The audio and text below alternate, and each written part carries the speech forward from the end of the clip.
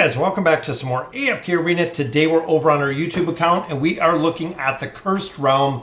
So that is right, guys. Today we have up Dark Nemora. So within the Cursed Realm, we have 5 days left. Dark Nemora. There are very specific team comps that we're going to review in here.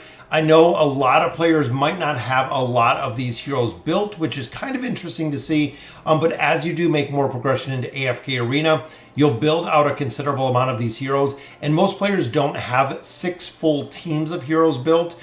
We are at the 360 level, so we're almost at the top end of this, meaning we want to make some progression, guys. We want Stargazer cards. We also do want Emblems of Time out of here to continue our progression. So first team is Kren and Isolde, very strong combination together. Oden, of course, for the displacement, Kren for the knockback. We have Silas in here for the boost, and then, of course, Mortis in here for the boost as well. Second team relies on Scarlet and Grez, so we see this formation quite a bit.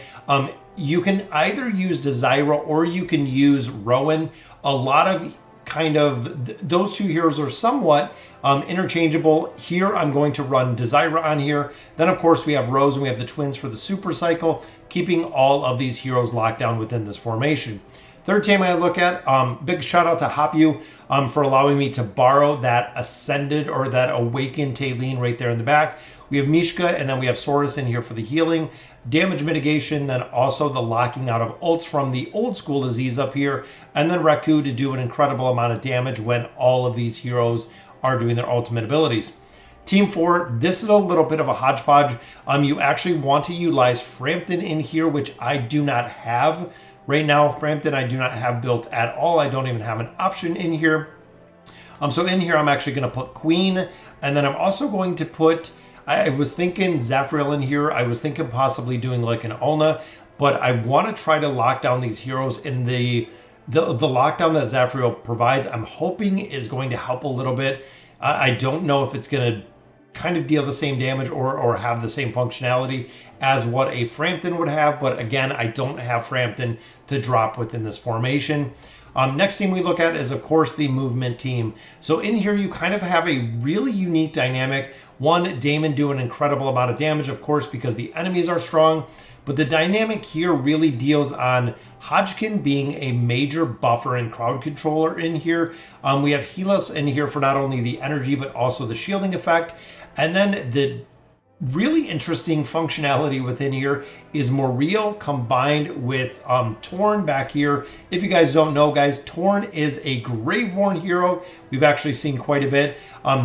Torn is up in this very back formation. I probably got to throw some gear on him after this attempt, but he will move heroes, or he will actually do bone spikes on the ground. The bone spikes will do damage if heroes move, which of course they are going to move, guys, because Moriel is going to move them with her abilities within here, moving all of these heroes, making them take damage.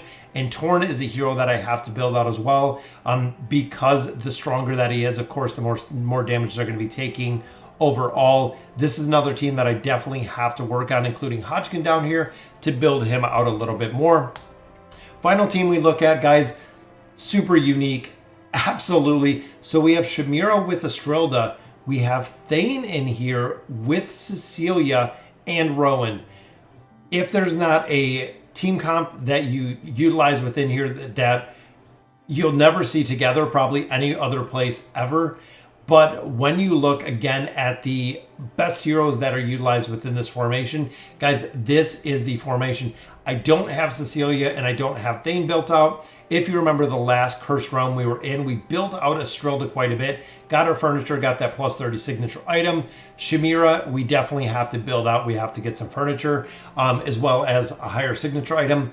Kind of crazy the heroes that we're utilizing in here. And I want to go through and run through this one time, see exactly where or what these formations are going to work. And a lot of people ask for these, guys. I'm incredibly surprised how many people do ask for these formations, because if you can score higher, just even a little bit higher within the Cursed Realm, because it is open to a bunch of different heroes now, is if you can score a little bit higher, guys, it does incredible when it comes to the loot that you're going to receive in here.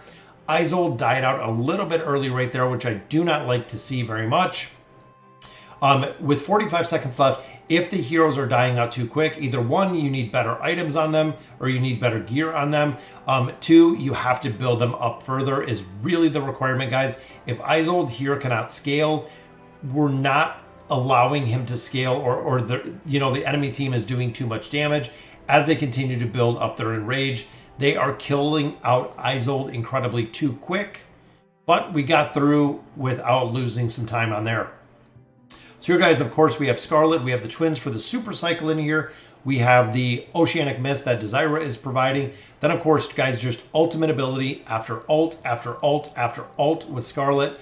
Now here does bring a huge, an absolute huge RNG aspect to this formation, guys, because of the Scarlet. Scarlet does an incredible amount of damage, but it is kind of RNG.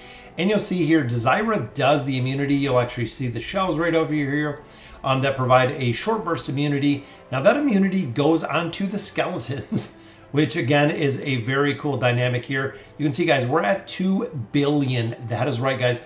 2 billion damage already with this comp. It's insane how strong Scarlet is, guys.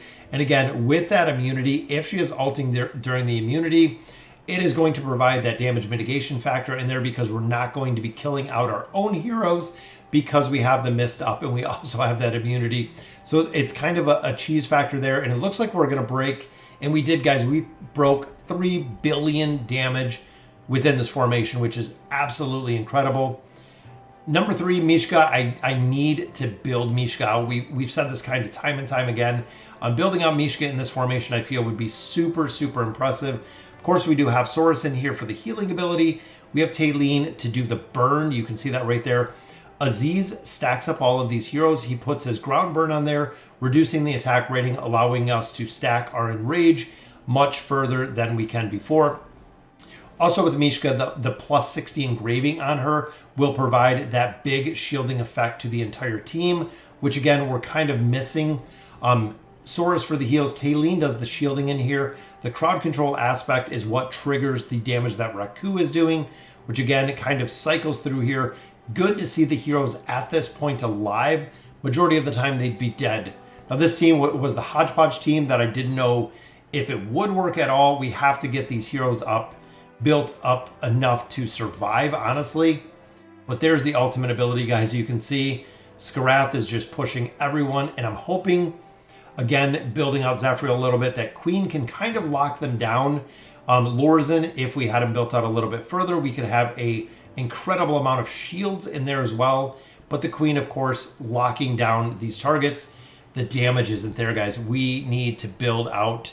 Lucretia and Frampton are the 2 within this formation that do an incredible amount of damage. Of course, Skarath keeps the crowd control going. Queen keeps the crowd control going. So we could look at possibly swapping out a hero within there. Then, of course, guys, Hodgkin in this one, the buffer. Morale throws up the stars. You can see the bone spikes on the ground and all of these heroes moving. In addition, guys, when Hodgkin throws up the Jolly Roger, the boat will actually move them as well, which again, triggered from Torn's ability, will just do an incredible amount of damage. It is kind of a very unique team to build this through, or actually kind of develop this through. It's cool to see these heroes working in synergy and playing off of each other's abilities, which is awesome, guys. It's very, very cool to see exactly how this team came about, and it's honestly a thing. I know it's not a meta thing, but it is cool to see, again, the heroes within that formation. Then, of course, here, guys, we have to take out the little minions, which is why we do have Shamira ulting over and over again, and then we have Cecilia and we have Thane with the cleanup. 2 heroes that I absolutely have to build, guys. Thane, if you don't know, as much as a lot of people do kind of disregard Thane, if you're utilizing Thane with the plus 60 engraving, he does an incredible amount of damage. Also, if you are utilizing him within either the hunting fields or the abyssal expedition, the exact same rings true. He does an incredible amount of damage within here, which of course is very cool to see. The combination of the heroes we're finding in here that we're actually using that are not used anywhere else. So again, it's pretty cool. I hope going over the formations, kind of seeing the builds for the different heroes do make a difference in the record that you're getting here. We've set a couple different records. We're 12 right now. We were actually ranked 9.8, so we fell under the 10%. I'm going to go through, I'm going to make sure all of my gear are on these heroes. Then we'll go through and we'll do our quick battles to conclude the video for today. All right, guys, so we're back at it for our fast battles. We actually had 4 heroes that were not wearing anything at all. So once you do set all your teams, you get them all geared up, you get them ready to go, you can just begin the battle. It is way faster than auto battles, guys, because you can begin the battle, you can finish the battle, and there we go. So 9 billion on that one. I'm hoping out of these next 7 attempts that we're going to score under that 10% mark. That is really what I shoot for every cursed realm. 9.1 again. Sometimes we are just missing these heroes, guys. This last boss fight, we are missing a lot of signature items. We are missing a lot when it comes to having furniture on these specific heroes. We're going to have to slowly build them out. I think I'm going to build Thane out next. Hopefully being able to push this the next time it comes around in the next couple weeks. We'll have our heroes built a little bit more. Interesting enough, with all of the formations that we've seen in here, we're not finding Audrey in any of them. As much damage as she puts out in the crowd control mitigation. All of the top players on here that have built Audrey, she is actually not in any of these formations. So again, it doesn't seem like she is going to be a hero that is going to be a race as a priority to kind of build. But guys, this is our final chance here to score better than the top 12, but I am happy with that as we are right now, and it gives us the exact same, guys. So 9 billion was the top that we scored, and it was actually the very second attempt. So even adding all of those, all of the armor, all of the items onto our heroes didn't really make a big difference. But at 12, guys, we'd still get Stargazer cards. I hope we can hold on to it for another 5 days. So guys, let me know in the comments what you guys think, and as always, thank you guys for watching.